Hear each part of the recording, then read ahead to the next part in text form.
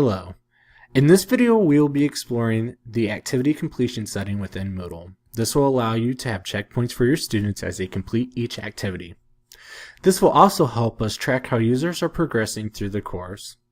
The first thing you're going to want to do is to go to the Administration tab and locate the Edit Settings button from the course page. Once we do that, we can go ahead and scroll down until we see the Completion Tracking drop-down menu.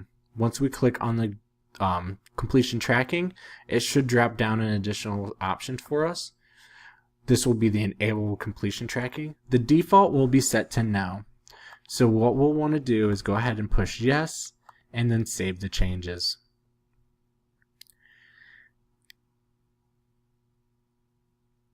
After we do that, we'll land back at the course page and we want to go ahead and turn editing on. Once we turn editing on the course page, we want to go ahead and scroll down to the activity or assignment that we want to add activity completion tracking to.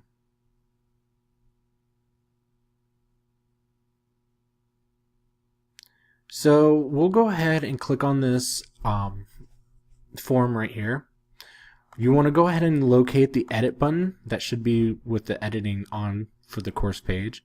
And once we click on the edit button, we want to click Edit Settings. From here, we can scroll down and locate the activity completion setting. Here, there's a little drop-down menu at the top, and it gives us three options. Do not indicate activity completion will obviously do nothing, and is the default. Students can manually mark the activity as completed, or show activity as complete when conditions are met.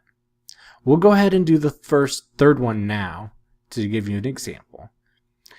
The third one proves more useful for forms and quizzes where a certain amount of work needs done before the activity can be completed anyways. For forms, this is especially useful, especially if students are required to come up with a certain amount of replies and discussions. So for this one, we can only complete the assignment when conditions are met. So we can go ahead through and set those conditions. First, we have to make it so the student must view this activity completed. We can't really have the student receive a grade before the activity is completed because it is a form, so we'll go ahead and leave that one blank. This one will do both discussion and replies. So if we put 2 in this little box for students must post discussions or replies, it means they would have to put 2 discussions or 2 replies. If we require them just to do a certain amount of discussions, we can go ahead and highlight this box and we'll make our students do 2 discussions and they're going to reply to 3 other students. We can also set a date for this activity to be completed on. And once we have all our settings done, we can go ahead and save and return. And the only way a student will be able to complete that activity is if they fulfill the requirements of that activity that we just set on that screen. Another option we saw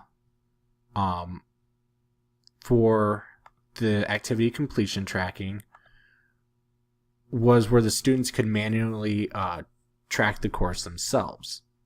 So if we go back into at the edit screen for one of the activities or resources and go back all the way back to the bottom for activity completion and use this drop-down menu, we can do it so students can manually mark the activity as complete for themselves.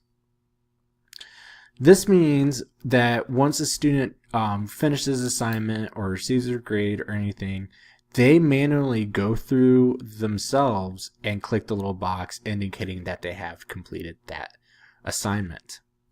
And the little box should appear on the right hand side. After we've set up all of our settings for activities, we can go to our administration block and click on reports. And if we go all the way to the bottom, we have a new feature called activity completion. This will allow us to print out a report to see what has been completed by our students. And as you see, some of these activities haven't been completed by our students.